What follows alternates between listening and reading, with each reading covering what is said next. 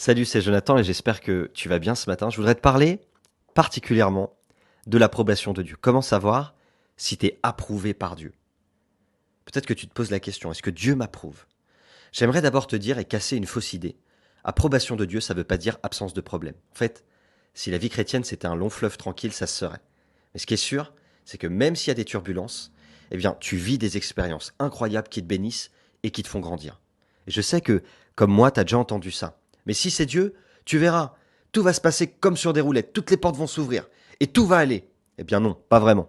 Si je regarde un petit peu à mon histoire personnelle, et je suis sûr que si tu regardes à ton histoire, eh bien tu te rends compte que parfois, tu as été dans des endroits où tu sentais vraiment l'approbation de Dieu, tu as fait des choses où tu sentais l'approbation de Dieu. Et c'est peut-être là où tu as eu le plus d'opposition. Et aujourd'hui, peut-être que c'est le cas. La Bible dit, dans Proverbes chapitre 8, 35, que celui qui me trouve, trouve la vie. Le Seigneur lui donne son approbation. Regarde et tu verras que chaque fois qu'un homme ou qu'une femme reçoit l'approbation de Dieu, il avance toujours. Il persévère toujours. Il va surmonter les hauts et les bas toujours. Mais il rencontre aussi des problèmes et des oppositions toujours. Et si tu regardes un petit peu cette histoire que tu connais certainement de David Wilkerson, c'est un homme qui a vécu des trucs assez incroyables. Dieu lui a donné une vision, il a été dans New York, il a voulu ouvrir un théâtre et faire des réunions à l'intérieur. Et alors qu'il a voulu partager sa vision avec les anciens des alentours, pour être correct, pour faire les choses bien, eh bien la première opposition, elle est venue des anciens de sa région. Ils lui ont dit jamais tu y arriveras, jamais tu pourras. Tu verras, le dimanche soir, tu peux pas faire des réunions parce que le lundi matin, les gens travaillent, ça marchera pas.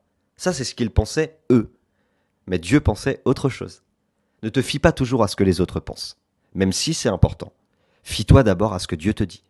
Et là, à ce moment-là, il a fait des réunions. Et tu connais la suite.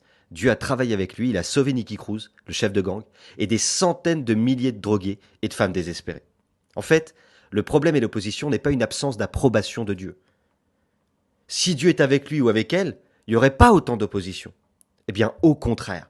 Moi, je pense que si tu déranges les ténèbres, tu seras dérangé. Et parfois, tu vas subir de fortes oppositions. Mais tu résistes toujours avec une foi ferme, parce que tu sais que Dieu est avec toi. Alors, petit conseil, ne doute pas de l'approbation de Dieu, parce que c'est difficile.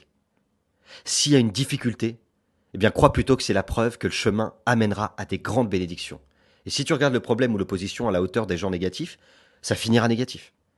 Mais moi je te conseille d'avancer, de persévérer, de surmonter, parce que c'est là que tu vas voir au bout de tout ça que Dieu t'approuve. Et n'oublie pas, Dieu a mis son potentiel en toi.